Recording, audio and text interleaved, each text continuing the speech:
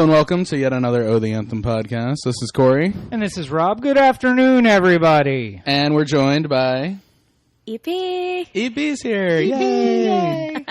We needed to bring in the heavy artillery for today's East vs. West Wait. Now, episode. what part of her is the heavy artillery exactly? The fact that she is not going... She will... keep talking until eventually you say no. I'm done. I've given up. Okay. Western Maryland is the best. I thought that you were going to make a weight joke, which I find completely inappropriate. No. And two, we could have picked any woman to do that. They'll just beat you into submission. So, If we were going to make a weight joke about anybody, it would be me. hey, now I would be the heavy artillery.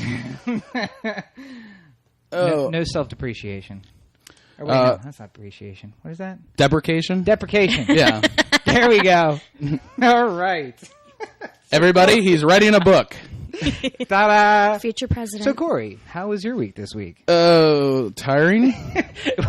At first, I feel like I have to let everybody know that we're filming about an hour, 2 hours later than we really wanted to start because Cory took a nap for the last 2 hours. Well, Cory also was up till like 3:30, 4 o'clock in the morning, and then working at 6, or getting up for work at 6:30. Right, yeah. Now, I mean... really closer to 7:30 Yeah, if... all week. Well, it would have been better, I guess, if you had had somebody to talk to on the phone until you went to bed who was up until at least when you got to your desk. Rob, oh, wait, that's right, yeah. Rob was on the phone with me last night while I was going nuts over how slow my film was processing on IMDb for submission for Toronto. But update there. Why was it that you were on the phone until up until 2 o'clock in the morning? Because the film is officially done. It is up and uploaded to the Toronto International Film Festival. And now we wait. It's like August, I think. Good God. Is when I hear about it. Now, when's the next submission date? It's done. It's over. No, I mean for the next festival. The next festival I'm doing? I don't know. Probably next month. You probably should check that out. Well, no, I mean, like, there's so many festivals you could submit to, so it's just a matter of what one I want to do. Now, I was looking into it a little bit this afternoon, so, like, there's a Seattle Shorts, which I was thinking about submitting to, and the San Francisco Short Film Festival. What I hear from this is Cory's trying to pick out places he'd like to visit should the invitation be given out. Why is that a bad... I'm not going to the Ecuador Film Festival, no. Now, see, I would go to that one. Though I would... Not that I have these feelings of grandeur about myself, but I would like to submit to at least one Oscar-qualifying film festival. Sundance. Sundance would be a nice one. Yeah, I will go to Sundance with you if you get accepted to Sundance. Absolutely. I told Cory I'd go to anyone with him. I said, Toronto, I'm going. Anywhere, I'm going. Yeah, so ED... I'm a horrible film nerd that I can't, like, immediately remember when all the big festivals are. And I just like to say to ED, keep an eye out. Keep an eye out. She'll go anywhere with him. Mm-hmm. I'm an ODA groupie. Apparently. Yeah, she said that in text earlier this week. I said, I will go where you go. Who's now single and ready to mingle? What? So, but Toronto has to be the North American debut, right? Yeah. So even if you do send it to other film festivals, they would have to have it played after Toronto.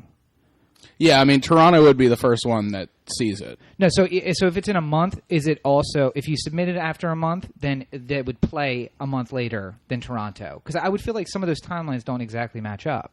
They don't exactly match up, but I mean, it's more or less the same. Okay, all right. I think Toronto has more people who can watch the movies. Right. So, like... Even though they have more submissions than, like, San Francisco Shorts, they have more people watching it, so they can get through it. I gotcha. Okay.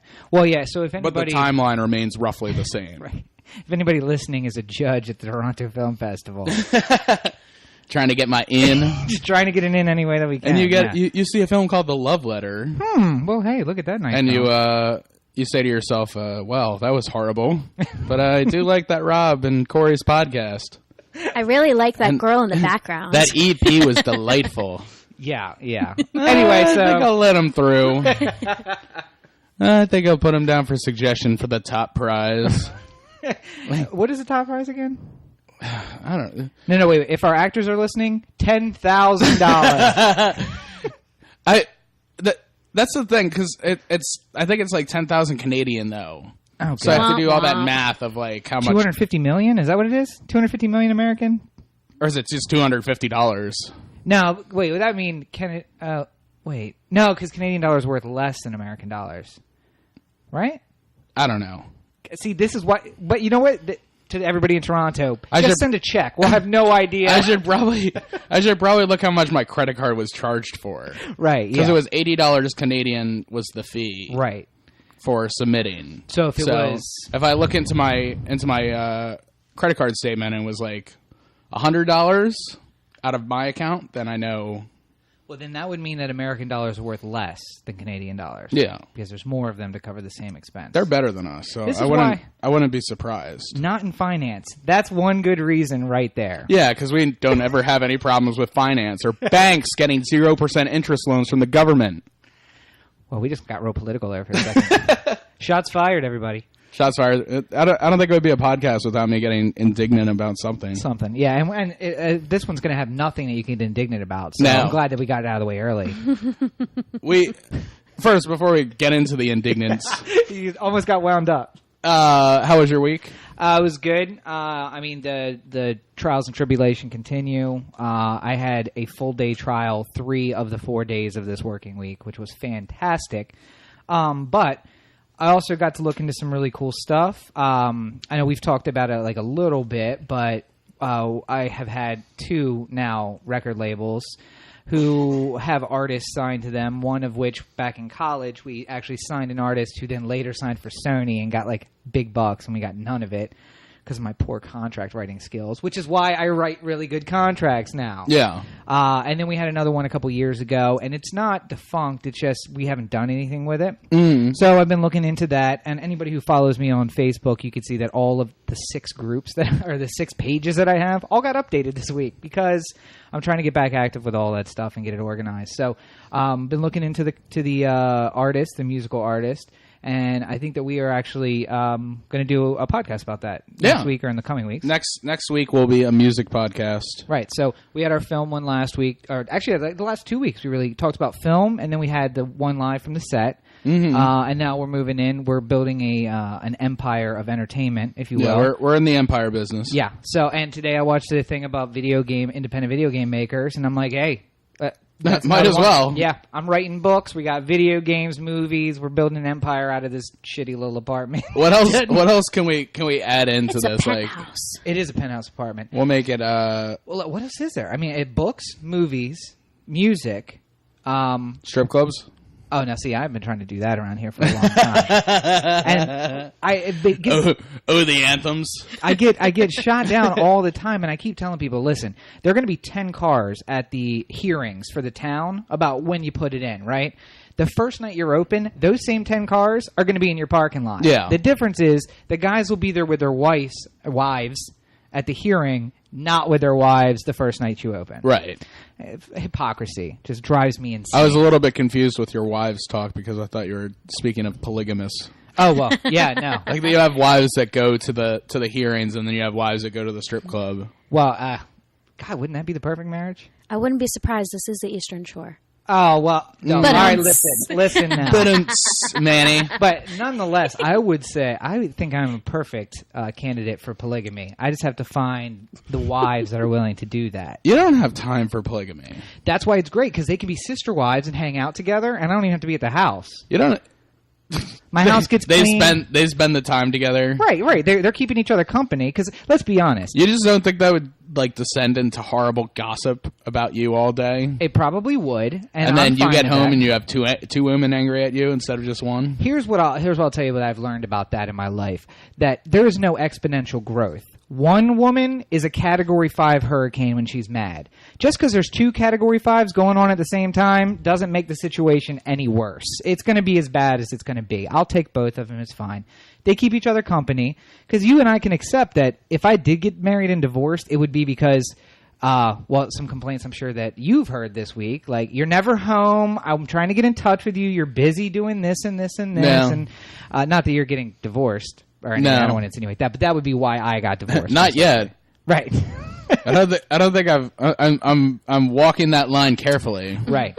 Well, and what I'll tell you is the perfect way to make up for all of that, put a ring on it. Am I right? I'm a bad person to ask this question to. Yeah, okay, so maybe not. EB's like, you could just take me out somewhere nice.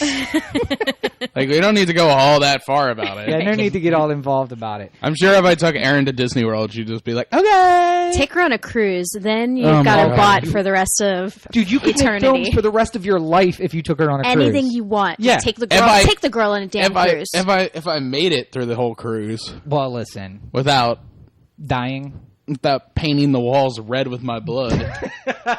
Xanax. Or something else if it happens to be one of those boats that breaks down in the water, you know. Oh, God. You are not helping the cause, Cheek. Here's what I need. him. I need a cruise where I have an interior room where I don't see the ocean. Right. That's the worst Doable. kind. I need to be brought on and brought off blindfolded.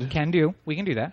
I need that interior room I can chain smoke in. Like, I don't have to go anywhere to smoke. I can just stay there in the bed and smoke. I haven't been on a cruise, but I think they're phasing out the smoking rooms. Have you cruised? And I need like just be like heavily sedated the entire time that I'm on the boat. Okay, so alcohol? Like heroin. I was gonna say, do they let you bring heroin on the boat, or I don't think so. We can call She Who Should Not Be Named, though. I'm sure she could let us know or hook us up. she'll give me the way of getting it on there. Right. I think essentially it's frowned upon. Just the entire time do my heroin lean. Oh, God.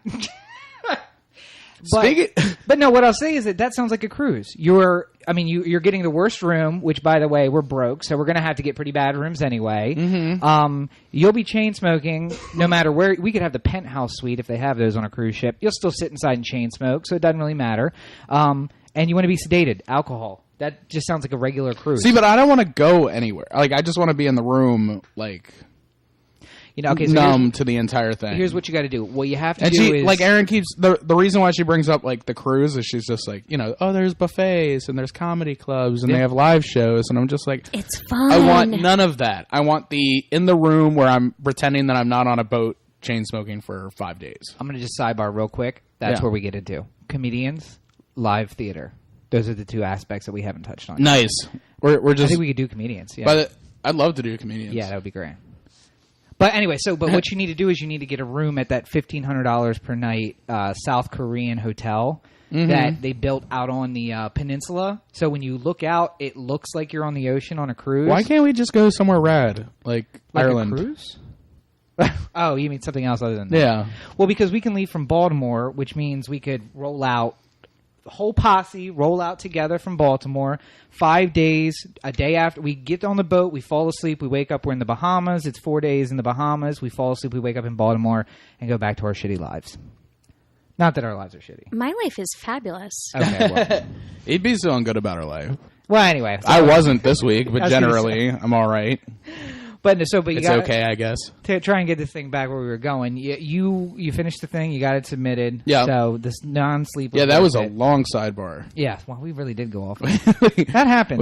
We had everything in that one. We had cruises, we had suicide, we had heroin.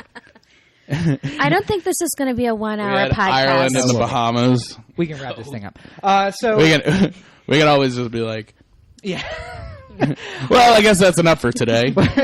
So thank everybody for listening. You can find Over the Anthem on Twitter and I'm sure some people would love it if the podcast wrapped up after like 20 minutes. Well, listen, you assholes only listen to 15 minutes of the damn thing anyway. So I listen to the whole thing. But you listen to the whole thing. I listen to the whole thing. But apparently everyone else on Earth just listens to the first 15 minutes or cuts in and goes to parts that they want to listen. See, I think people. Rob specifically speaking of like YouTube. Watching people. They skip around, I know. Either that or I think that, some people just like click on it and they're like, what's this? And then when they see people talking in like an hour and a half, they're just like, oh, fuck this. So the one person who watches like 30 seconds of it throws off the EP who watches for 2 hours. Yeah. Well, I'm thinking maybe we should just break it up into 3-minute segments and it'll just be... and then put commercials in between? Oh, yes. Start making some money out of this? Yes, indeed. Let's take a quick commercial break. Wait, what was the sponsor of a couple weeks ago? Big Bob's Flooring. Yeah. Lay it better than the better than the rest. Yeah, that was your thing. Well, I saw that in New York, PA. You didn't. What I liked about it is you didn't tell me about you were doing it beforehand. Yeah. So it's just like, did Rob already like negotiate like money for this? Or? See, this is the thing. I would not be able to even tell you because I would just have to do product placement in the middle. It'd be like, yeah. So hang on, Corey. I'm going to take a drink of my Pepsi Max, delicious Pepsi Max. It's the taste of a new generation. I will just say, for the record, that Pepsi sucks. So there we go. And now we just lost all our funding. Now what we have done is we have shown the competing arguments. Right, yeah. And I've won because everyone knows that Pepsi is the worst soda. Well, and you could say you won, and if you believe that, that's fine. But all that means is that when Pepsi writes us the check, they send it care of Robert Cheek, not the Anthem podcast. Yeah, I want nothing to do with that check. Fuck Pepsi. All right, so as we talked about last week, we are going to be doing the Battle of the East-West. That's why we're here in beautiful downtown Denton, Maryland. And I think specifically Rob was just like, I want you to come down here and deal with the traffic. Well, because and I got down here in record time. No we problem had initially whatsoever. talked about doing it on Friday night, but somebody became a recluse for the last 5 days. So, unfortunately, we didn't have that. You weren't done last night. We were on the phone, so we were force you to sit in traffic for 4 hours. We had a nice like little girl conversation all last night. It was like a camp conversation. Yeah. It was like 3 hours. Like long. where you're on the phone with that girl that you like in middle school. Now, which one of us is a girl in this example? Well, I guess you would be because I called you. I don't think that's the man accurate. calls the lady. And I don't think that's accurate. Don't little girls call their boys? Did you never call a boy? I called them, but I feel like they called me too. I feel like it was halfsies. See, this is why having her for this discussion not going to help because she's going to be like, I could see how the East is okay, and I mean the West is all right too. West side's the best side. Oh, yeah. That's how this argument's going down. West is best, East is least. I feel like we need to also put up that video from Key and Peele where they're like the East-West All-Stars doing rap, and everybody's got really messed up names. You don't know what I'm talking about? No. I know exactly what you're talking about. I'm fine. I don't. I'm excited to see it, though. Oh, it's so funny. The East versus West football game? Yeah. Because there was some high school that actually did it, and they were making fun of that high school. Like the 83 Bears? No, not even. Not 83. The Bears did their rap video. Oh, the Super Bowl Shuffle? Yeah, Super Bowl Shuffle. Yeah. So they were making fun of that, so a high school did that, and they were making fun of the west side of the city team. So then, of course, the west side put out a companion track, whatever you call it, a diss track back in the other direction. Yeah. So Key and Peele do one that the East Coast is the East Coast rapper style from the 90s, and the West is the West Coast rapper style from the 90s, and all the players' names are the most ridiculous things you've ever heard. Yeah. But anyway, I'm just gonna put the original one where they're announcing the teams. Oh, that's fine too. Yeah. So show notes.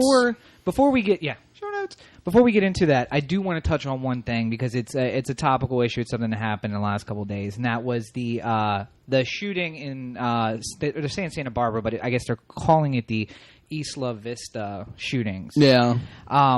And I don't know. Have you seen this? Have you read about this? Have you heard about this? No. Was it in the news? I think it was in the news. It was on one of the news programs. I'm not sure if you. It was very deep. You'd have to watch 15 minutes of Malaysian Airlines first. Oh well, yeah. Is that still in the news? I don't know. Every so often, like I go to like hibachi Chinese food. Yeah. And they have like CNN running. And I'll see, like, Malaysian, they're still looking for the plane. I'll be like, seriously, are we still talking about this? So, P.S., by the way, when some other civilization finds the crumbs of American civilization in the 21st century, I hope that they find this podcast so that they hear that, how did Americans get their news in 2014? Well, when I was in hibachi every now and again, I saw CNN playing on mute, and that's how I get my news. So, yeah. Oh, no, I get my news on the internet these days. Oh, fair enough, yeah. But just I'm saying, whenever I see CNN, I'm at somewhere where it's on mute on the TV. Right. When I am running, and more often than not, that's at hibachi. When I am running things, if I hear anybody have a comment like that, you're automatically getting shipped out west. And I'm going to build to the good part of the state.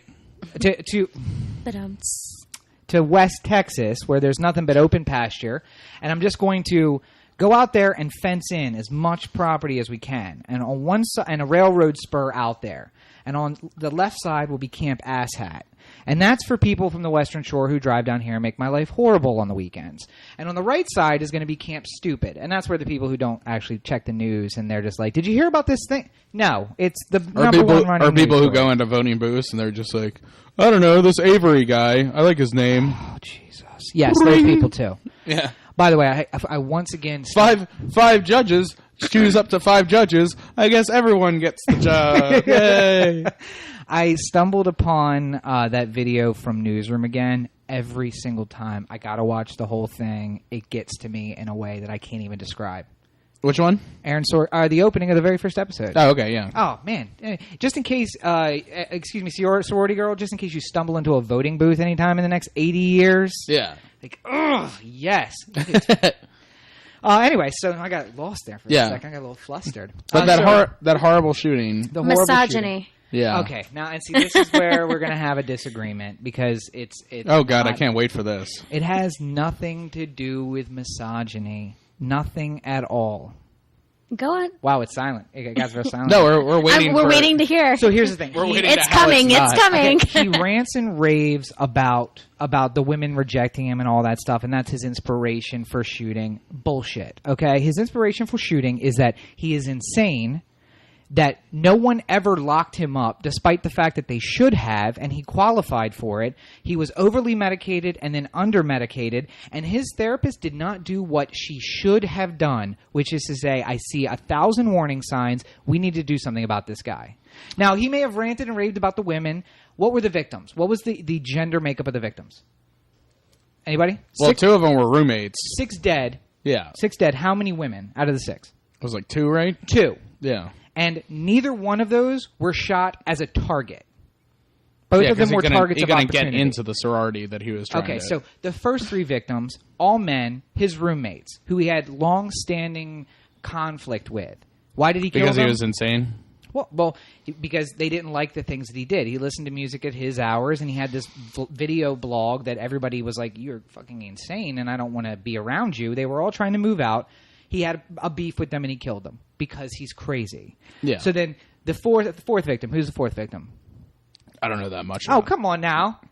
I get all this research on you, and nobody reads through it. Basically, all I wanted to do was say that they're in our thoughts and prayers. Oh, shit. Well, that went off the trail. That went off the trail real quick. I just hate it because... And so the 4th and 5th victims were the girls who he shot as targets of opportunity. Right. The 6th victim was the one that he shot in the... in the deli, which was a guy, also a target of opportunity. Yeah. Now, I think that they keep focusing on misogyny as that's not has nothing to do with it. He hated Greek life, which, by the way, I share the sentiment. I hated the Greeks on Hofstra's campus. Yeah. They were pompous. I hung out with the sport. I hung out with everybody. I had friends. In no, but I mean, if you listen to any of those things that he makes, like he specifically at some point said something about like. If only one girl would have sex with me, then none of this would be an issue. And it's not because you know what, he had a girlfriend. It's not true.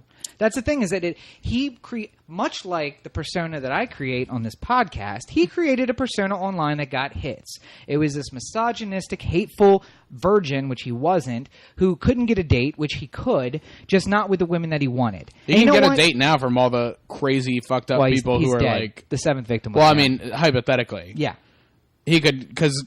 If you look at like online comments of his videos since it happened, it's just like he's cute. I don't know why he would do such a thing. Right. Well, that's the whole thing. It's the same phenomenon as the neighbors coming in and being like, "We never expected it." I mean, he killed our cat 3 years ago. Or the Boston bomber, like how he has like an online following of like, or that guy's cute. How Charles Manson has a wife and he's in jail. Exactly. So. I'm reading his autobiography now. Shoot, what was I going to say? I'm sure that's a thrilling read. It's not, I shouldn't say autobiography. There's portions of it that were done as an interview, but there's a lot of background because he wouldn't talk about his past. So the author went and got the background on his own, did an interview for portions of it. But I think actually you told me maybe that it's the last person I should be reading about because what is a narcissistic sociopath doing reading about a narcissistic sociopath who convinced other people to commit murders? EP, who's written one of my recent books that is interesting to say the least. I didn't tell you that. I was about to say I would be interested to read it. That's Hold really that good. thought a second. You So guys let me keep going. borrow it from Okay. you when you're done. All right, well, it's actually in my bag. I'm not done yet, but I'll give it to you when I do that. So anyway, so the misogyny is a red herring. It's what creates a sense of this is so wrong. And we hear it this time, instead of usual mass shootings, instead of the two groups we hear, which are mental health and guns, now we're hearing from mental health and guns and feminists. And there's no point to the whole thing. When it comes down to it, he didn't choose his victims based on gender. They were completely random. He shot at everybody, including the police. And just sidebar to everyone, those other two groups, mental health professionals, I completely agree with you. The person who was treating him should lose her license and not be able to practice anymore. And everybody what came in contact with him that didn't do what they should have done should also lose. The police showed up to his place prior to him doing this, right now, and if it didn't ask to come in or look around or anything like that. But they couldn't, and I support the fact that they had no probable cause to search his house, so they couldn't go in and search it. Having probable cause has never stopped a police officer before from saying, "Can I come in the house?" I know these are the only three good cops. Yeah, in the only state of California. The only cops who are just like, "Well, this guy has a right to privacy." Right. So. Yeah. But what should have happened, because they were considering putting him on a 72-hour hold, is when they contacted his therapist, she should have said, maybe a good idea. Yeah, I could see some problems. But she didn't. She invoked occupation privilege, which isn't really the case because she was a social worker, is my understanding, not an actual doctor. But nonetheless, she knew there were problems. She didn't do anything about it. She should lose her license. And everybody who's been around him, to the gun nuts, mental health people, I agree with you. You're absolutely right. Gun haters and gun suppressors. He bought all his guns legally. Nothing about strengthening laws would have stopped him from purchasing those guns. Another Aaron Sorkin throwback. Yeah. The episode where the president gets shot at the end of season 1. Yes, exactly. And what was it? Sam was saying they bought guns. They went up into the tower. They aimed, and until they fired, they didn't commit a crime. Yeah, exactly right. Yeah. And that's the thing. I mean, if he had gotten them illegally, maybe have some argument about illegal guns. But by the way, that's not what you're trying to do. You're trying to take guns away from people who legally purchase them. And nothing short of banning handguns altogether would have stopped him from doing that. Because in all 50 states, he met the qualifications for purchasing a handgun, and he bought them legally, as well as the ammunition. And he went and trained. He killed so many people because he is crazy and he wanted to kill people. Right. So he went and bought guns, which he was legally allowed to do, and he went and trained himself on how to use them. And everyone who should have seen warning signs or who did see them and didn't speak up is a collaborator in the murder of 6 people. And maybe they should be charged. Maybe a psychiatrist should be charged because she didn't do what she was legally obligated to do. I don't know if I'd go that far. I have 2 things to add to this. The first is that I don't think banning the guns would even make a difference, because even though he did obtain them legally, I mean, he could have he's crazy. He could have gotten them illegally. So that's... And to be fair, half the victims were stabbed, not shot. He stabbed his roommate, so he didn't even use a gun there. And as I've been arguing all day today online, because that does a lot of good, you can commit mass murder with weapons other than guns. You can use bombs or fertilizer as explosives or knives or anything else. But sorry, go ahead. Or fists. Or just fists. I can beat somebody to death if I wanted to. And then the second thing that I would say is that people have been EP'd, at least where I work, for much less than that. Yeah, and what it comes down to is New York and California have some of the strictest laws when it comes to putting people away without their consent. Even a 72-hour hold in New York and California are extremely, extremely difficult. And you can have completely psychotic behavior, but if when they come to interview you, you seem sane, it doesn't matter what you've done before, unless you've threatened bodily harm on yourself or someone else, which he had, and the therapist should have released that so that they could have put him on a hold, but they didn't. I actually... Go ahead. No. That's all right. I was going to say, when I worked in California and police would bring in patients on 5150 holds, they had to stand outside the door of the patient and guard the patient to not leave the hospital. And if they left for some reason and the patient ran out of the hospital, we were not allowed to keep them in the hospital because of false imprisonment. And it's different here. Right, and because in California, what they were doing was detaining them as a suspect or under the police code rather than under the Health Institute's code. Because Health Institute's code says 72-hour hold. If the policeman's outside the room, he is detaining them under the police or the criminal code. So, I mean, that's how they get around it. But again, that wasn't done because we had the only 3 honest cops in California. So, anyway, our thoughts and prayers are with all the victims and families. And I do want to say, I don't want to discount the deaths. It's sad about the death. I mean, I was the same way with Sandy Hook. All my thoughts went out to them at that time, and I mean, even now.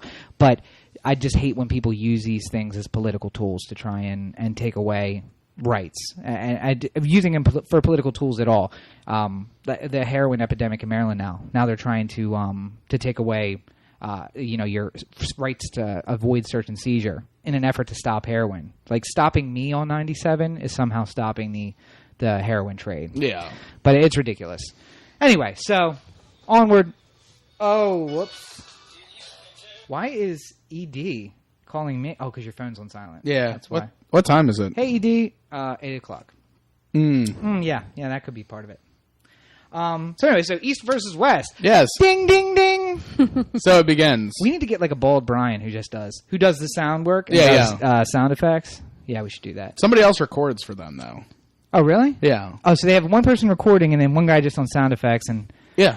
Is Allison hot? I haven't seen a picture of her. She's all right. Okay. Well, she's all right. Sure. I mean, she's no EP, but... No EP. Right. No. Not many are. Oh, we have the benefit of having an EP. Right, yeah, absolutely. So, for those of you who aren't in Maryland, I don't know if any of you are, but if those of you who aren't, there has been a long-standing dispute between the 2 shores, if you will, of Maryland. I live on the eastern shore, which is everything east of the Chesapeake Bay. If you see a map, the peninsula portion, or the nice green, perfect portion of the state, that's where I live. And these two... EP and I live on the western side, right, which is what we like to call real Maryland. Now, does that include Allegheny? Not Delaware. Allegheny, Garrett, Washington. I'll take them. They're all our children, except for the Eastern Shore. Except for the fact that Hartford, Allegheny, Washington, Garrett, Carroll counties all look way more like the Eastern Shore than they do the Western Shore. I'm a Hartford County kid. I will agree that Hartford County looks like here. And why do you think I don't live there anymore? They don't smell like the Eastern Shore, though. That's the more important. All right, so basically what the discussion comes down to isn't so much the East versus the West. It's the Central versus the East, because what you're advocating for is that Baltimore-Washington corridor of crime and ridiculousness and drugs and murder. People. Right, and the where people. People live. Right, where the people live. Where the people outnumber the cows. Right. Which isn't true over here. And again, I guess a little bit of background like we try to do. The Bay Bridge is the kind of the big factor in this, because until that was built, the 2 sides kind of kept to themselves and stayed away from each other. Well, you'd have to go all the way up top just to go around. Yeah, and I mean, I guess we could still do that now, which is not really worth it given the fact that the bridge is there. But what happened is you had 2 different... I've done it before. I used to. Too. Yeah. I lived in Hartford County. Right, yeah. But 2 different cultures developed, where on the Eastern Shore, and even down to our lingo, is very much more deep south than it is mid-Atlantic, where we actually are. And well, that's because you're separating yourself from like the world. Well, we sided with the southern states, yes. You just got internet like a couple years ago. Yeah. Okay. Anyway. Over here. Anyway. In fact, I would wager to say that I had internet at my house before you had internet at your house. 2011, all of a sudden the Eastern Shore gets internet. Well, no, I mean, like, thank God, I can finally join this MySpace I've heard so much about. We had it earlier only because the federal government gave people money to take the internet to rural areas. So, boop, boop. I'm trying to remember when I had internet. I was dial-up. It was AOL. 94, right here. 94. That's probably about right for me. Yeah, Who makes note of that? I don't even... Well, no, I remember... Sounds like you're an addict. Well, I was going to say, because I remember... 20 years on the internet. Every day's a struggle. Every day's a struggle. I can't really stop. I try and do things, and then I get distracted. Well, now I have the and phone. there's pictures of cats on there. Cats. And they do things, and apparently that's cats. Yeah, see, my first reaction when you said cat was not what I realized you were actually talking about. I was just trying to get a rise out of EP. Yeah, I was cats like, are cats, the devil. yes, cats are amazing. By the way, can we have a debate with EP about cats? That'll be interesting. I will be on that podcast. Cats. I'll bring it. Angels or demons? Demon. Mine is both. but I love her. Anyway, so shout out to Camden. Just shout out your cat. Yes. Like that cat's got the earbuds in. Oh my god! She said my name. My mama loves me. Cat lady status. Before the Bay Bridge was built, the Eastern Shore states the Eastern Shore counties didn't give up slavery until the Civil War. Like we are much more identifying with the South than we did the North. In fact, Maryland's not national. I almost said national anthem, state anthem, if you will. Maryland, My Maryland, was written by a Southerner who visited the Eastern Shore and realized that all was not lost, and maybe we could get Maryland to join the Confederacy. Meanwhile, the nation's national anthem was written on the Western Shore as a by poem, Francis Scott Key as in a poem. Baltimore. As a poem, and set to a British drinking song. I don't give a shit. Yeah. Anyway, We like to drink. Nothing wrong with that. Nothing wrong with that. So the source of the conflict really came when they built that godforsaken bridge, and Yeah. then you chicken neckers started coming down every weekend. Now, can you please explain to the people who don't know what a chicken necker is? what a chicken necker is? Because I didn't know what the hell this term was until yesterday. Okay.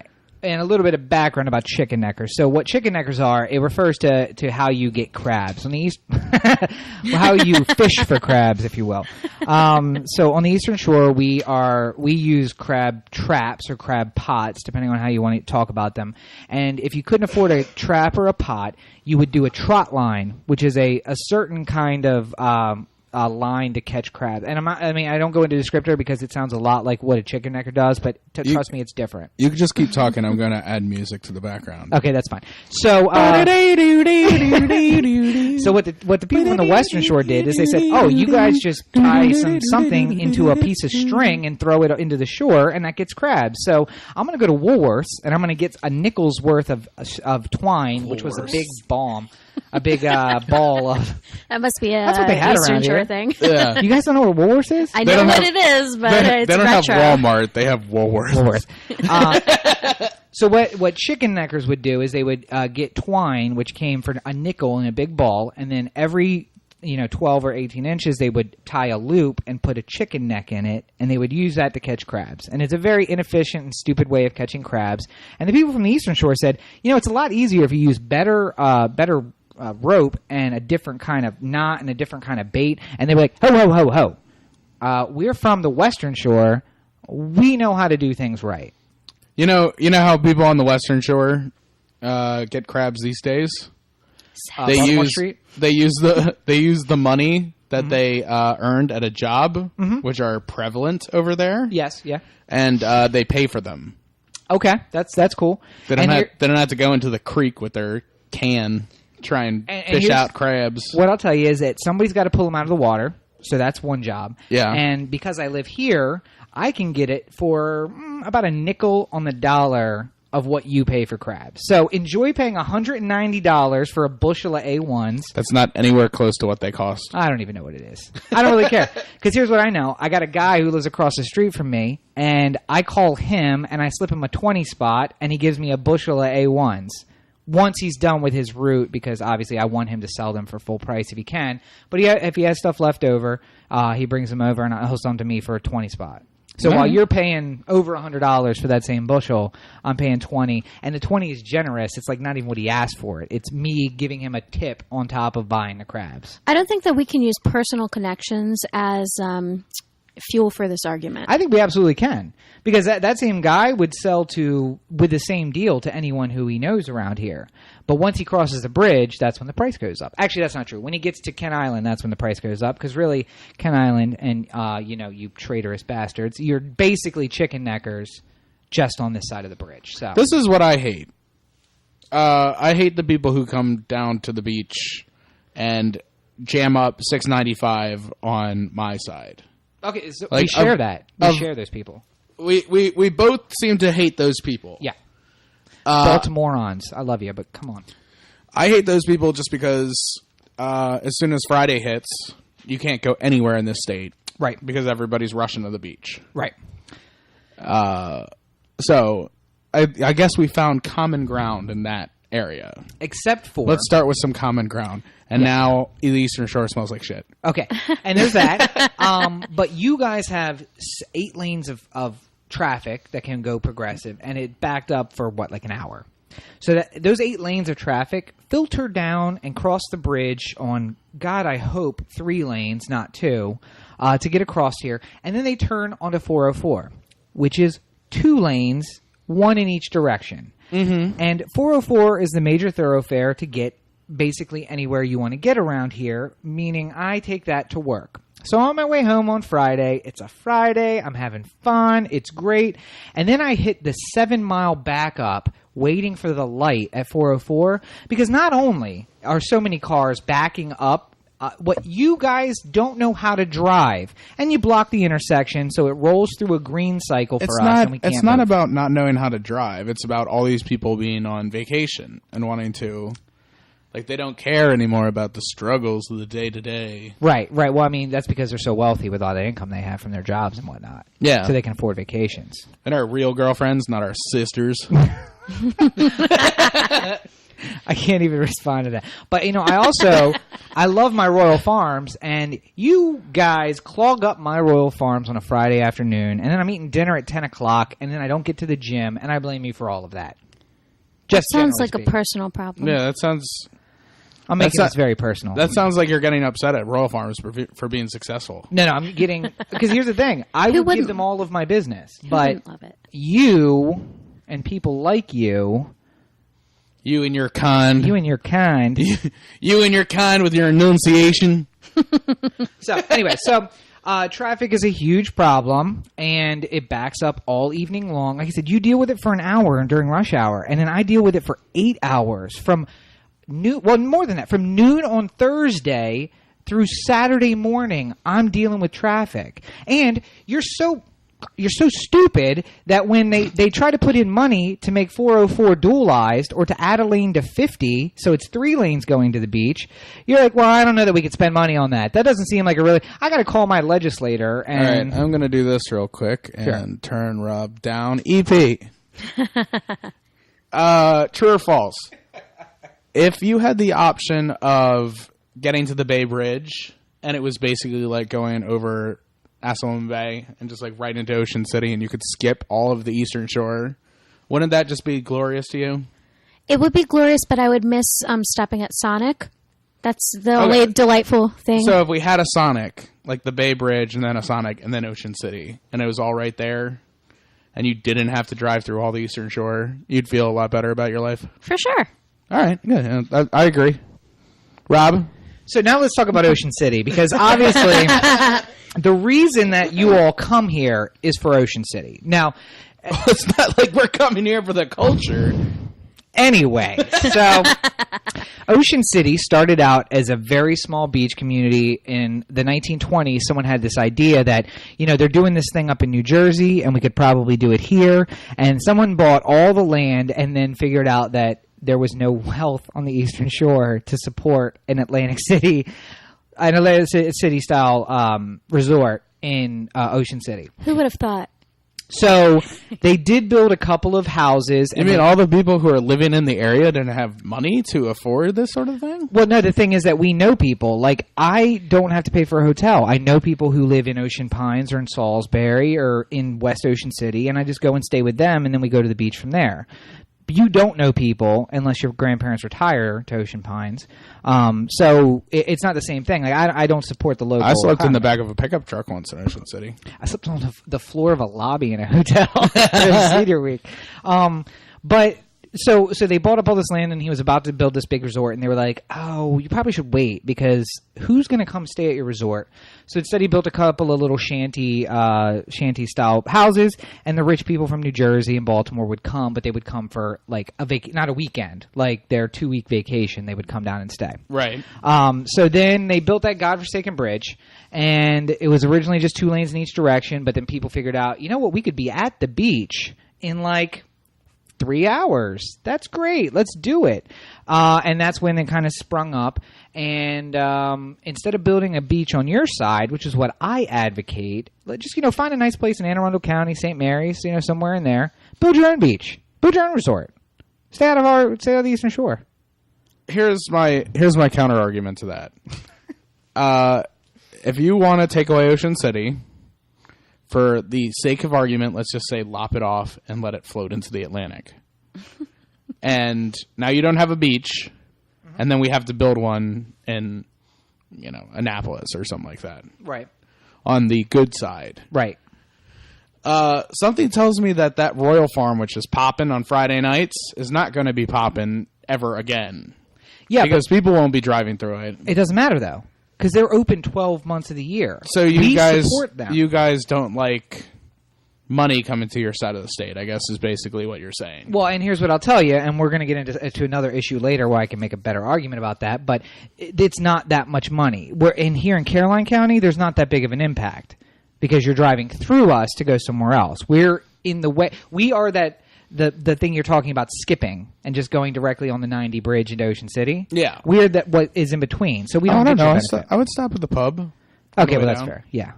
So we need 3 stops now. Now we need bridge, Sonic, pub, beach. Yeah. Okay, fair enough. It's like the bridge tunnel where like you come up out of the tunnel and then you're like, hey, there's a stop here. Okay, back down in the tunnel. Oh, Sonic, and then bridge, and now we're in Ocean City, right? Right. Okay, fair enough.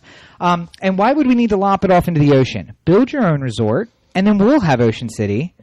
And we won't have, You guys don't even appreciate it. We do. No, you don't. I can, do you guys go there year-round? No. We go there year-round. I go specifically before the busy season starts. To be fair, I don't go there at all. Right. Yeah, well, you don't like the sun because you're Irish and you burst into flames. Yeah. But yeah, I mean, what it comes down to is Ocean City blew up only because it would have been a nice little resort town like Cape May, which is beautiful, by the way, and everybody should go there. But people from Baltimore said, hey, with the bridge there, we can get there easier. And then it turned into Atlantic City, only without the gambling, which is less fun. So, and then, by the way, they didn't throw the gambling in for Ocean City. Like the one casino on the Eastern Shore is going to be in like outside of Salisbury instead of in Ocean City. Why would you not do that? It doesn't make sense. I agree. They're dying hotels. It's probably because they're worried about all the crime that's in Ocean City. Well, yeah. Okay, so let's move on to that then. Ocean City. If nobody heard about this, Ocean City is apparently the second most dangerous, crime-ridden town in America. No, updated. The most dangerous. Oh, number one in Maryland. It's number one now in Maryland. It is the most dangerous city in Maryland. More than Baltimore. Because crime statistics are done on a per capita basis. So, the people who live in Ocean City number about 7,500. What they don't take into account is the 350,000 assholes that come down to the beach every weekend and commit crimes because because you're Western Shore people and you don't have good values and you're violent. So you commit rapes and murders and thefts. I do not. We're not violent. Anyway, no, you're kind. You're kind. I'm looping you all together. Our kind gets drunk at Secrets and then gets escorted out. Ravens. But no, so what happens is they go to the police for the crime stats, and then they apply it on a per capita basis, and the per capita they use is 7,500, which makes it look like an insanely dangerous place, even though it's not really that dangerous. The per capita of Baltimore gets less every single time somebody gets murdered there. Well, true, because there's one less criminal. Yeah. One less person every time someone dies. But no, so I mean, Baltimore's what, 660,000 people, something like that? Something like that, give or take. Ocean City has 7,500, and it's the most dangerous place? No, it's because half your population shifts from the Western Shore. Ocean City becomes the second biggest city in the state of Maryland every weekend. And you bring your violence, and you bring your crime, and you bring your nonsense. It just isn't there during the rest of the year. Yeah, but I don't think that's all our fault. How is it not? You guys don't have bars that are capitalizing on the fact that people are coming to town and want to drink and get rowdy. Now, whether it's a net gain, you guys don't promote in your like t-shirt shops, your 3-for-5 t-shirt shops, like the I came to the beach and I partied until I puked into a girl's mouth. T-shirts and shit like that. Wow, yeah, okay. Well, I'm not discussing a net Rob gain. owns that shirt. Rob made that shirt. I'm not saying whether it's a net gain. He got it airbrushed and everything. Airbrush shirts. Oh, my God. But I'm not saying it's a net gain or a loss, but addressing the issue separately. I'm just looking at it. Oh, yeah. Addressing the issue separately, what it comes down to is it's crime is one thing, yes. And yes, there are more sales and businesses make money, and that's great. And would there be as many businesses? No. But would there still be business in Ocean City? Yes, because we would support it. That's what we would do. But what it comes down to is that the some of that stuff doesn't even stay here because there's sales tax on everything that's sold there, which, by the way, goes to the state. There's a resort tax, which is put on everything. That goes to the state. The gasoline tax from the gas that's sold goes to the state. And a proportion of that goes back to the state and is spent elsewhere is greater than what we get in return. So we send through our tax dollars in one way, but also through all of these taxes on travel and tourism that go to the state, and we don't get that money back. So that is why, kind of segue to the third topic, we should secede from the rest of Maryland. Real quick, before you secede, I would like to ask a couple questions. Sure, go ahead, shoot. We'll just do this each way. We'll just go down the line here. EP, you want to take in a movie. How long does it take you to get to the nearest movie theater? 20 minutes. 20 minutes. Rob? It's 25 minutes. Really? Yeah, no, maybe 30. Maybe 30 minutes. Within 30 minutes, let's put it this way. Within 30 minutes, how many movie theaters can you go to? Whichever I choose. I'm thinking of at least 3 on the top of my head. I'm trying to think. I would probably peg it at like 8. Because you got like East Point, you got Harbor East, you got Charles, you got Hunt Valley, you got White Marsh. Fair enough. Like, You're there's right. a lot. I'm There's just a thinking lot of the right ones there. that I frequent, some that I might not choose to. You guys could get to the Egyptian in about a half hour, right? Yeah, it's about a half hour. Yeah, so really anything in the Baltimore area. Yeah, pretty much anything in the Baltimore area. Security Square. Yes, you guys could go there. The Rotunda. We could go to Benji's. Ooh, Shani and I are going tomorrow. Oh, I love Benji's. I'm really excited. Hey, Shani. Hey, Shan. Anyway, so how many movie theaters are within a half hour of your place? 1. 4 screens. And let's say 45 minutes. 3. 4. No, we talked about that. 4. In an hour? More. I think 7. But that after an hour, we're going to the Western Shore. There's like no more on the Eastern Shore. It's going across the bridge. Okay, so basically you have as many theaters an hour away. As we do 30 minutes away. And if I choose to go on a Sunday night, it's going to be a 9-hour journey because all you assholes are going back from the beach, and I got to sit in traffic on Sunday afternoon. Wah. Yeah. You know what? Neither of you are... Yeah, good God. How many museums can you go to? I can't even begin to count. Legitimate museums. A lot. Not just like history of agriculture museums. First of all, I got a museum walking distance from my house. The Rural Life Museum. Yeah, that doesn't count. Oh. Like an art museum. How about that? An art museum? You get culture. That's something you might not know about around here. Yeah. 45 minutes. 45 minutes? There's a small one in Salisbury. There's a little bit bigger one in Dover. Well, that's in Delaware. Well, it's still the Eastern Shore. The Delmarva Peninsula. But you got like 2 of them? Like 2, yeah. Okay, you don't have like 10? No, 15? don't have 10. Something like that?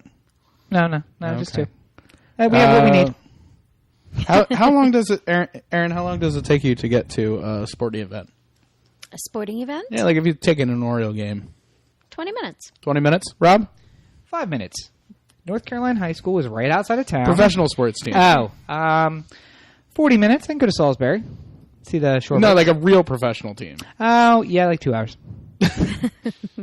Skirting around on that one. Well, no, I'm just saying. I mean, if you say sports, they're sports. What other things can we... Well, and here's what I'll say. Sports aside, because we do go to that a lot. When's the last time you were at a museum, Aaron? A couple months ago. Okay. Thank you very much. Corey, when's the last time you were at a museum? A couple months ago. Okay, so you made it like a trip. Like you made plans and then you went there. Yeah, I was Which is there. the same thing that I was there do. for a black tie event. Right. It's not like you dropped. Do you guys fancy. have black tie events down here? We have black tie events. I went to one just a few weeks ago, actually. You got to put your black tie on over your overalls. That's what some people do. Some people, there was, like, no joke, I make fun of it, but there was a guy who was there in a tuxedo t-shirt. Like that. Yeah. There was that guy there. You see, here's the thing, though. I've seen, because we're of that age where Facebook gets littered with pictures of people's weddings and stuff like that. Oh, God, yeah. I often see pictures of Eastern Shore weddings. All right, that's not even and it's fair, like cardboard laid down on grass. It's not fair. And people hooting and hollering. It's not a fair comparison. And then you compare it to like the Western Shore weddings, like the Tremont Grand. And, right, yeah.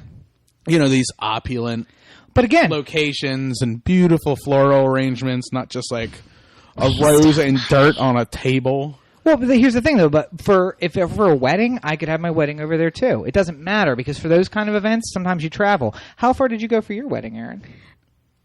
I prefer not to discuss. Okay. But it was some distance away, right? It sure was. Right. So for an event like that, you travel. That's not a big deal. I mean, yes, we don't have museums. Yes, we don't have that. Here, let me ask you a question. If the zombie apocalypse was to happen, not now, but once you get back, right? How long? I have my chin on the thing. How long could you survive, given all of the things being equal? Like you didn't get eaten by a zombie. Pretty long. You have access to a foodstuffs. A foodstuffs? To foodstuffs. That's his Eastern Shore education. No. First of all, the word foodstuffs means foodstuffs. Well, I think the was a UH, not an A. It was a foodstuffs, not a foodstuffs. All right. But foodstuffs. How much access do you have? Well, we have a pretty large city. Given disaster scenarios, most cities have 2 days of food on hand for the population. Okay. All right. So now it's day 3. Where are you going for food? Safeway. Safeway's out of food. Probably going out to the county. I mean, they have no food on the shelves and they haven't been restocked. Probably going out to the county somewhere. Okay. Stealing a car, going to the county. Yeah, what kind of food do they grow out there in Baltimore County? We actually have a lot of agriculture in Baltimore County. Fair enough. Up near the border, right? Up near the border with PA. No, just all over the place. Okay. Like 20 minutes from my house, there's a huge farm.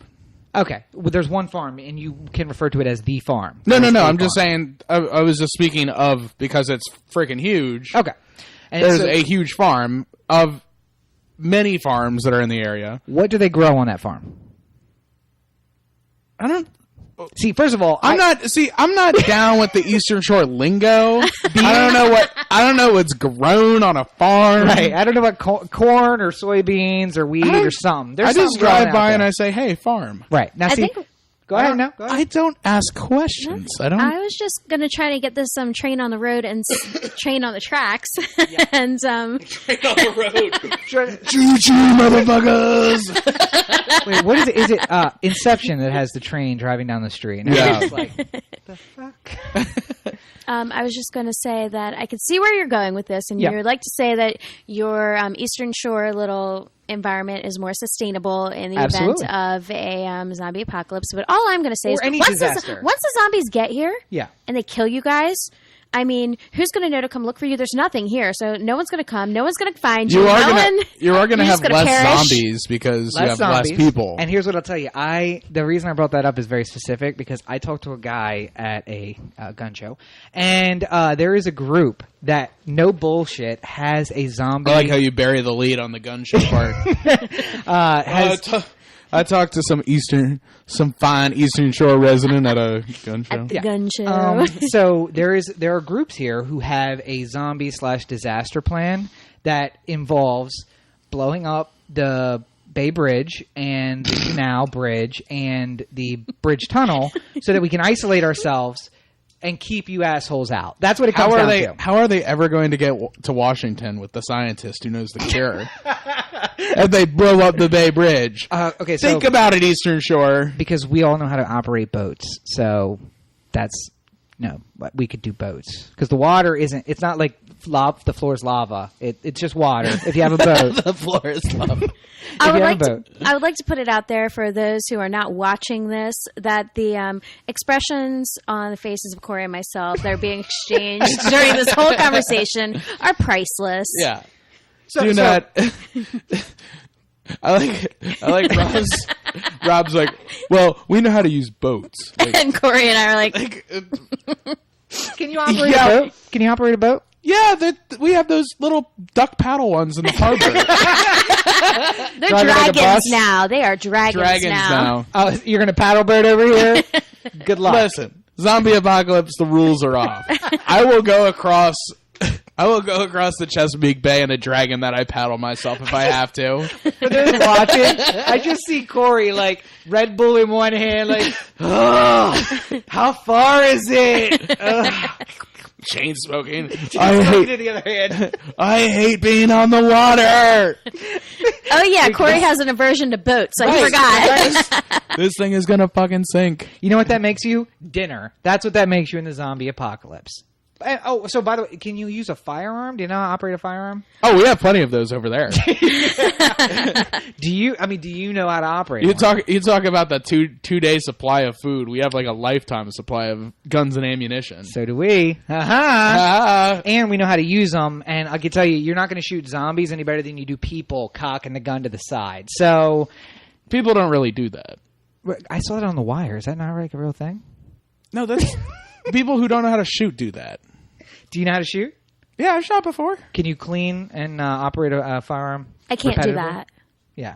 It's not just point and shoot. I mean, it's not Medal of Honor, just so you guys know. It's I would, no? complicated. No, let me put it this way. If the zombie apocalypse happened, I wouldn't be like, action movie style, like unloading the clip and putting the new one in and cocking it and like being ready to go, like just like running through rooms and being like, fuck you, zombies! Yeah. What would you do? I would probably take like a solid hour in a safe location with the gun and like disassemble it and be like, okay, so that goes there.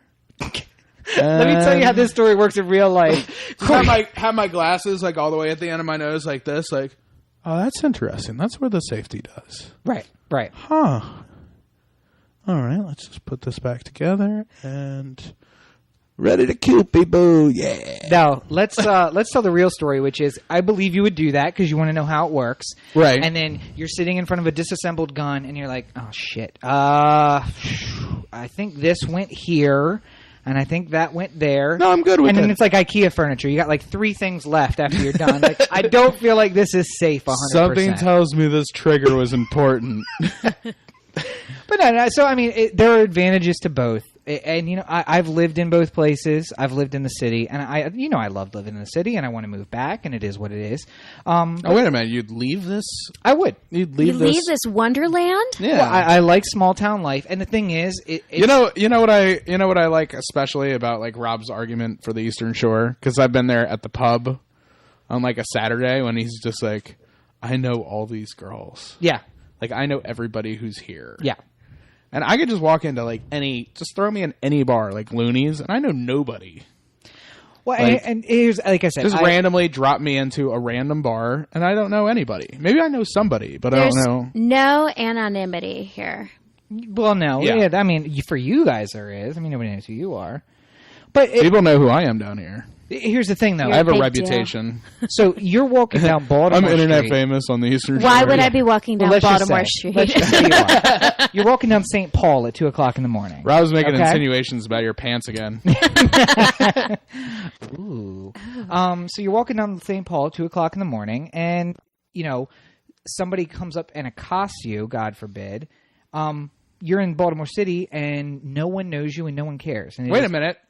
Hold on. What? I'm going to make a different argument because that one's really bad. No, okay, go ahead. Let's say I'm walking down the street, minding my own business, not doing anything illegal. Right. And then all of a sudden I have a massive heart attack. Right. I'm on Calvert Street and I have a massive heart attack. Mm-hmm. How many world-class hospitals are within 15 minutes of where I am standing? Boom.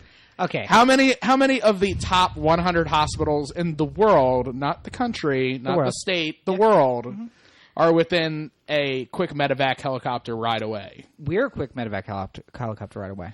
Everything's quick by medevac. I was going to say, it's 25 minutes from here to shock trauma by medevac. So okay, but still. No, and I get your point, but you know what the thing is? That's unique to Baltimore. If you're talking about D.C., do you really want to go to a D.C. hospital? I get shot in D.C. I tell the ambulance D.C. doesn't count. D.C.'s not a real place. I get shot in They Montgomery don't even County. have representation in Congress. I get shot in Montgomery County. I'm telling them to take me to Speaking of which, you guys want to succeed, and that's going to ruin my life. You want to succeed? Well, we do want to succeed. We want to succeed by succeeding. Yeah. Yes, that's absolutely right. But let me finish because you interrupted me. If you're walking down St. Paul Street though, and something happens, nobody knows you, nobody cares. They just keep walking. I am sitting in my bedroom which is out on the faces the alley, and I hear a scream, and I'm like, that sounds like whoever. That sounds like rape. That sounds like Ash. Sounds like Ashley. Let me go check. And like I go outside and I intervene in whatever's going on. So I mean, there's no anonymity, but there's also safety in the fact that everybody knows who everybody is. I disagree. Everybody Well, I mean, knows also, your name. yeah, and that's how the pub is. Everybody, pub's my cheer. But I mean, and you know, there are advantages to both. What I really want is, and not to mention Inception twice in a single episode, is Leo's place in Inception, where it's in the city, and you take the elevator upstairs, and then you have like a wide open yard on the 70th floor. Like, you guys seen Inception, right? Yeah. Yeah, the best of both worlds. That's what I want. And I want to take the pub and just move it to the corner of Saratoga and Charles, so I can go to the pub still and live on Saratoga in my high-rise apartment that has a yard and have the best of both worlds. And it's not possible. I don't give a shit about the yard. Can you be Leo also? You can be Leo. Well, no, because if I'm myself, I have a chance of winning an Oscar. So I think that... Sorry, Leo. You can come on and defend that if you'd like. Anyway, so... Next week on the podcast, Leonardo DiCaprio and why the Western Shore is better than the Eastern Shore. Well, and to be fair, I mean, Leo would be like, I kind of like the Western Shore better. I was going to say that they have a Michelin-rated restaurant over there that I went to, and it was very good. Well, I was going to say it's not That's Oscar. my Leo impression. Do you like it? It was just serious Cory. Is that what Leo sounds like? I was trying my best to do a Leo. He doesn't have one of those voices that you can easily impersonate, so anything would do, really. Hi, I'm Leonardo DiCaprio. There you go, yeah. No, but... Anybody want to go Oscars with me? Well, and I was going to say... Leonardo DiCaprio going to leave Times Square. He might be able to come because it's not Oscar season, but let's be honest, even if it was, it's not really going to matter. He's invited. Oh, that's two of them. That's right, Leo. Oh, my God, Shots fired, Leo. Anyway, so we do want to secede from the rest of the state of Maryland. And succeed. And succeed in seceding, yes. Last night, when I talked to Rob about this during our show prep, I got super fired up. My initial reaction was, go ahead. I don't give a shit. Yeah, we actually have agreement on that, too. We don't need you. But then I thought about it, because apparently Western Maryland wants to secede as well. Yes. And they're closer than we are. Yeah. Which would leave basically just the central Maryland corridor as Maryland now. Right. What part of Western Maryland wants to secede? The Panhandle? The Panhandle. The three counties where nobody lives. So it's going to be smaller than fucking Rhode Island? I don't get it. It would actually be and bigger. they're going to have bigger fucking than three representatives. You know, Allegheny, Washington, Garrett, Carroll, and... Carroll? That's like bordering Baltimore County. Yeah, no. But that's close. Again, secession comes by culture, and Carroll County finds itself much more culturally alike. Culturally alike to the Panhandle. I have trouble saying words because I'm from the Eastern Shore. You know what?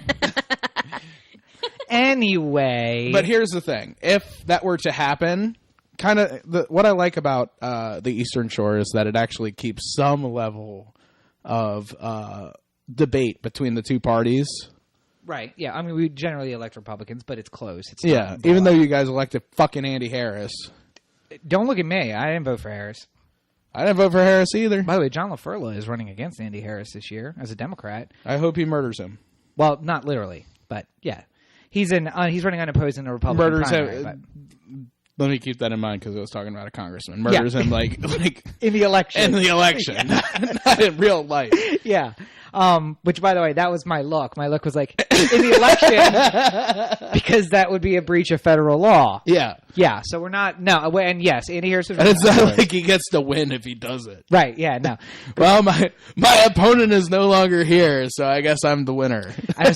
By the way, John Ashcroft, the former whatever he was in the government who ran against a dead man and lost in Missouri, like, come on, that's bad. Womp womp. Yeah. No, so Andy Harris is running unopposed in the primary, but he does have John LaFurla running against him in the general election, so I don't really care about partisan politics. I just don't like Andy Harris. So, yeah, I don't like Andy Harris either. Anybody but Harris, really. He took tips out of a tip jar. Did he really? Yeah. Class act. Tips were put into the tip jar and then taken back out. Oh, that's nice. That's nice. Yeah. Yeah, so and the reason that Western Maryland wants to secede is because, first of all, who cares if all that's left is a central corridor? Because that's all where all the power resides now. All we're doing is taking ourselves away from the power center. Nothing we want out here gets accomplished. Nothing Western Maryland wants gets accomplished because all of the power, all the votes reside in the central corridor. All I want is some series of checks and balances, which is what the Eastern Shore provides. Right. With all your red votes. Right. Because then we don't have like the O'Malley let's make minimum wage $30 See, but argument. It doesn't matter because we elect Republicans who are in the minority so far because the power center is on the Western Shore that it doesn't really matter that we are here. It doesn't matter that Republican votes exist because it's not a check and balance. Well, it's still 90-10. Yeah, it would be 99-1 if you guys left. But who cares? If you have a supermajority, you have a supermajority. That's all that matters. I just like some people being angry. And there still making will be. a competitive argument against. There will be two wings of the Democratic Party, the crazy liberals and the just kind of liberals, and they'll fight it out over whether minimum wage is going to be $30 or $37. The liberals who don't do anything and the liberals who really don't do anything. Exactly right. Yeah. Now, so the gerrymandering that our lovely governor and legislature did, which eliminated District 6 in Western Maryland in favor so that there's not another Republican, so that we send 6 Democrats and 1 Republican to the National Congress, is why they want to secede. You gerrymandered us. You take our money. You don't return it. We pay in far more than we get back. So they want to secede. And they're taking votes this fall. They're taking a vote this fall in the election to see if they would secede or not. So now Eastern Shore, and we've done it before. We've offered it before. In 1998, most recently, Richard Colburn, who's our state senator, put in a bill to secede, and now the movement is coming up again for the same reasons that I talked about before, that we put all this money in and we don't get anything out. A big portion of the taxes for gas tax that's supposed to go to transportation is paid on the Eastern Shore. Even though we only have 8% of the population, because we have to drive more, we produce more gas tax. I think it's cute that you guys think that people will actually respect you if you become your own state. Well, here's the thing: we have 1/3 of the land area and 8% of the population, but we produce in taxes much greater than 8%. We actually produce about 40. You're like one of those girlfriends who's like, as soon as I break up with my boyfriend, all the boys will be all over me. Yeah, that's why I broke up with and my then first break girlfriend. up, and then all of a sudden, you're alone for a year. Now, here's what will happen. Begging your old boyfriend to take you back. I support... Oh, hey, Eastie. How you been? Yes, you mean? Oh, I'm doing all right. You mean yes? You doing Sure. You doing anything later? You wanna hang out? I don't know. Just so busy with all my money and influence. But here's the thing, though. The money, you think that there's money until you take 40% of the tax dollars away and you keep all of the people who are getting stuff from the government. Good luck with that. We have people who are on public assistance, obviously, but per capita to the area, it's actually like about 11%. Now, you take the central corridor and you take away 40% of the tax dollars and keep 90% of the people on the public dole, and all of a sudden you have problems. We already got problems. We won't when we have solar roads. Oh yeah, let's talk about that next week. I really want to talk about that. I'm going to push that. We're gonna talk about the solar roads a little bit. Yeah, I really want to throw that in because I'm really excited about the solar roads. I like it too. Solar frickin' roadways. But no, what it comes down to is that there's less and less reason for us to stay in the state and more reason to go. And people are all concerned about and can we support it? Yes, absolutely. Our tax dollars being spent locally and being spent in a way that benefits us will be able to succeed. And because of the Republican influence, because of the conversation, we'll be much more business friendly. We won't have all these ridiculous taxes like the rain tax and the gas tax that isn't being spent on roads or anything else. And we'll stick you with all the people on the dole, and good luck. Keep 60% of your taxes, which will actually be 40% of the previous total. What would be Western the capital Maryland of this new state? And I mean, that would be the biggest saddest capital in the history of America. The biggest discussion. Well, I mean, Dover is the Salisbury. capital of Delaware, by the way. Yeah, and I love Dover, Delaware. Not to say anything negative about Dover, Delaware, but it might most likely be Salisbury because it's already the largest city, and their government would actually be set up well or their government buildings would be set up well to become state buildings rather than building something new. But most likely, what would happen is it would have a transitional capital of Salisbury, and then they would choose somewhere somewhere else. My guess is probably Easton, because it's centrally located to the entire shore. To build new buildings, and the new capital would be Easton, but they would be able to build all this new stuff, so it would be all new capital buildings. You realize that every single one of your cities is like less than a Towson? That's not true. Salisbury is the second largest city in the state. I mean, yeah, Salisbury. Salisbury is the second largest city in the state. That doesn't sound right to me. No, well, because it depends how you define it, because Towson isn't really Towson. Towson is, what you think of Towson is also Lutherville and Timonium and all of those little towns mixed together. So if you take what is really Towson, not the Towson economic area, Towson itself is not that big. No. Salisbury's bigger, because the Salisbury proper... I wasn't even thinking about Towson. I was just thinking about, like, you know, other big ones that are around there. Like what? Glen Burnie? No, because again, what you think of as Glen Burnie isn't just Glen Burnie. It's Brooklyn Park and Glen Burnie and Pasadena and Ferndale and all those places. All the motherfuckers in Ferndale. Right. Ferndale! But Salisbury is Salisbury. You know, it's all one So city. because you guys haven't else. separated into smaller portions. Well, there's been no need to because there's nothing else. Because there's nobody who lives around there. Jim Ireton, who is the governor or is the mayor Governor of Salisbury. The mayor of Salisbury. That's a self-appointed title. Well, the mayor of Salisbury, who I love and I'm a big fan of, who, by the way, would make an excellent first governor for the state of Chesapeake. The state of Chesapeake. That's what the proffered name is. Anyway. Come to the state of Chesapeake. Anyway, Jim Ireton would make a great governor of Maryland or anywhere otherwise. Come to the state of Chesapeake. No, that smells normal. No, I know it's really bad. Well, if you don't like it, then go somewhere. Go back to Maryland. I don't give a shit about your life. Exactly, and that'll be your state motto. Two things I want to touch on would just be that part of the reason that we haven't been successful is because of people like Mike Smeagol, and I showed you his website yesterday, where he's like, well, let's become our own state, and Maryland can keep their jihad apologist, and we'll take the Pledge of Allegiance, and like ridiculous. My favorite part of that article, which I will post in the show notes so everybody can read, is the part where he's just like, "Are you tired of being a Christian that's persecuted against?" yeah. And I think that the argument I was making to you last night is like, how often have you been like walking down the road late at night and just like a bunch of people in a truck come pulling up next to you and just like, "Hey, Jesus boy." Yeah. Where's your Messiah now, motherfucker? By the way, Mike Smeagol, who is again running for office in District 36.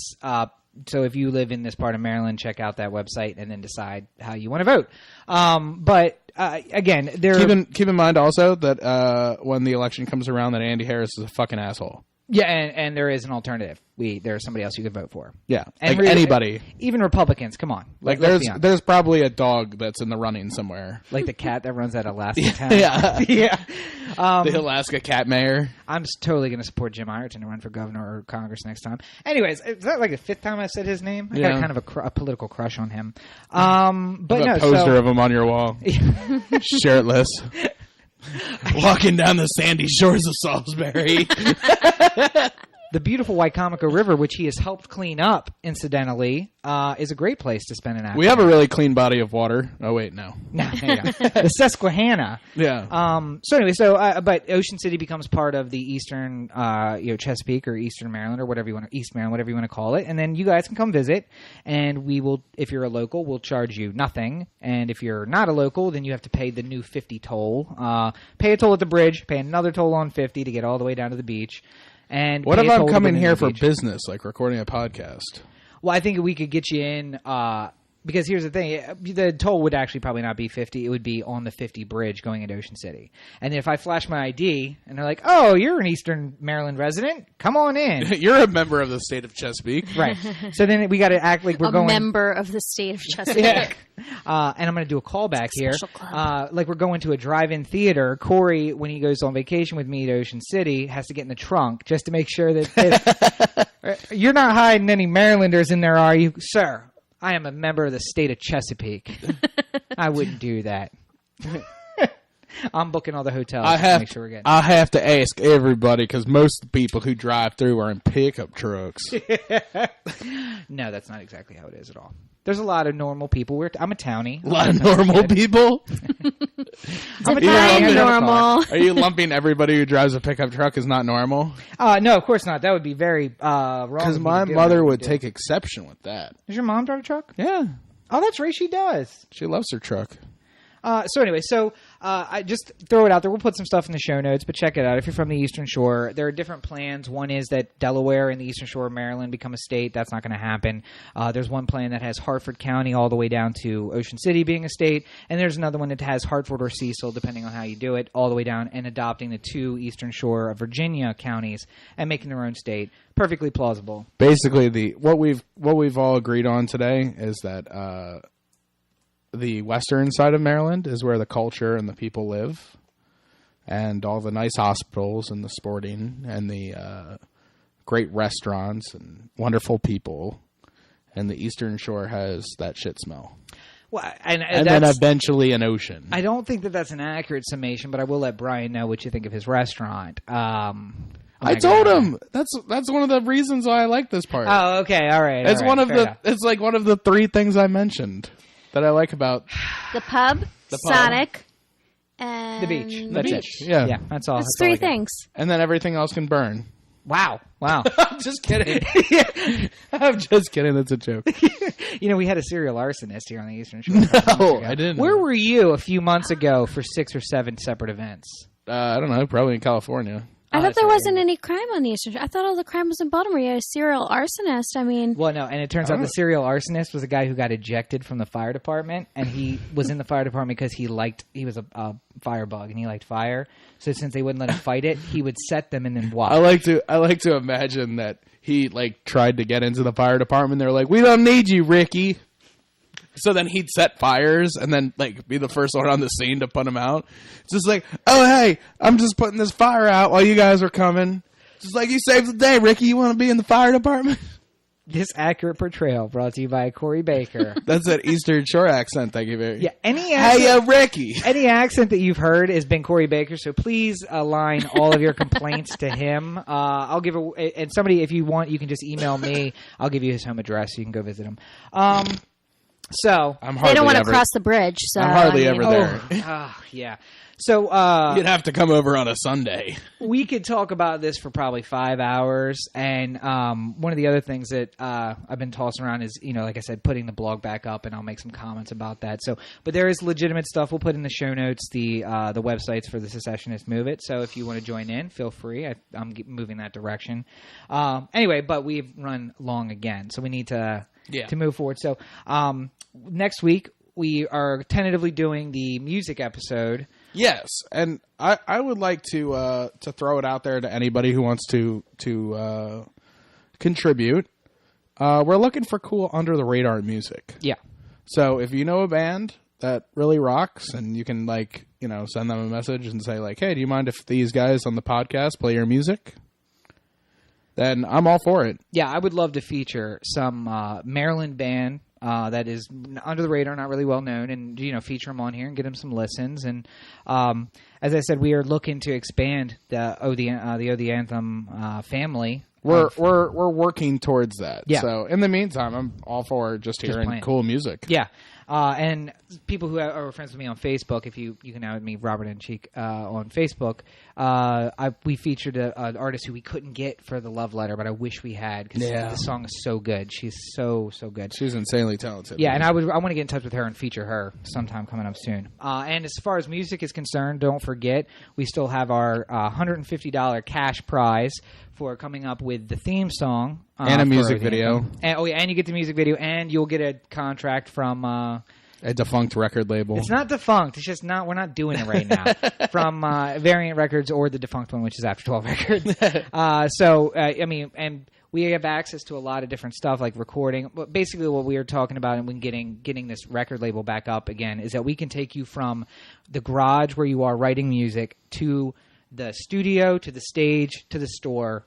One-stop shop, get everything done. You get your music video, you get your album produced, you get all of that done. Your legal work, everything done in-house. And I think that it's a unique opportunity for somebody who doesn't have that kind of access to stuff to join in. Yeah. But in the meantime, we just enjoy good music, and we want to feature stuff that's good. I want to get the tingles, which is what I told you I got from listening to. What is her name? She left such an impression. No, I could see her. I just Madeline LaRose. Madeline LaRose. There you go. I got the tingles. I got the Iggy tingles in the back of my head. The Macklemore tingles. Well, we're going to talk about that next week. Yeah. So get ready for that. In the meantime, go ahead. If you need to reach the show, Cory at otheanthem.com, otheanthem.com, at otheanthem on Facebook, Twitter, Google+. The telephone number for voicemails, which would be fun, is 443-219-7595. Go ahead and give that again. What was that? 443-219-7595. Yeah, and you can reach me on Instagram and Facebook and Twitter, all those. It's at Robert and Cheek. Tinder, in fact, too, if you want to find me on Tinder. And just as another reminder, we recommend you downloading or getting this podcast through an RSS feed or through Dogcatcher, DOGGCATCHER, or iTunes, however you get it. But that way it'll be updated automatically, so when you're on your drive home on Tuesday afternoon, bloop, there it is, ready to listen to. And if you do listen on iTunes, a rating, a comment, those things are all nice. Always good. And looking through to make sure we didn't. Don't forget about the contest. I know I already said it, but we are really looking to get out. And I got $150 burning a hole in my pocket. You can win it. All you got to do is send us your something tells me nobody submit until the last week, and then Rob will get desperate and make it like 1,000. No, Rob doesn't have $1,000. I'm trying to start an empire here, son. That's what you get. $150, what you're going to get, but you also get all the support and stuff that goes along with that. So it's not just a cash prize. It's, hey, we like your music. That's why we made it the theme song, and let's hear the rest of your stuff and help you out as much as you can. So otherwise... EPC? Yeah. Is there anywhere people can reach you if they would like to reach you? Do you want them to reach you? Do they want... I'm good. You're good. Nobody try and find EP. Well, and I would I want to send out a big thank you for coming in. You are quite welcome. Joining the podcast with us. We're starting to get that momentum, and I think we're going to start having guests. Hopefully, we have guests every week. I'd love to have somebody in here. I just like having people to talk to. Yeah, another perspective. Rather than your stupid face. Well, yeah, and it's always nice to have a woman because I'm looking at Cory here most of the time. But it's nice you're not a woman? Huh? Oh. Yeah. So, everybody, for Cory, this is Rob. Thank you for listening, and have a good week. For Cory. No, see, I cut you off this time. Well, that's what I got to do. I got to move fast, get in there, so you don't have a chance to do it. Hey, sidebar? Yeah. For Cory. Yeah, okay. See, what I need to have the cut switch so I can do the outro, bam. Oh, I can do that. For Cory and Rob. Can I do it? Oh, EP, please, by all means. Go ahead. All right. For Cory and Rob, this is EP. EP. Saying bye. You're listening to the Anthem podcast. Thank you for listening. Have a great week. See you guys.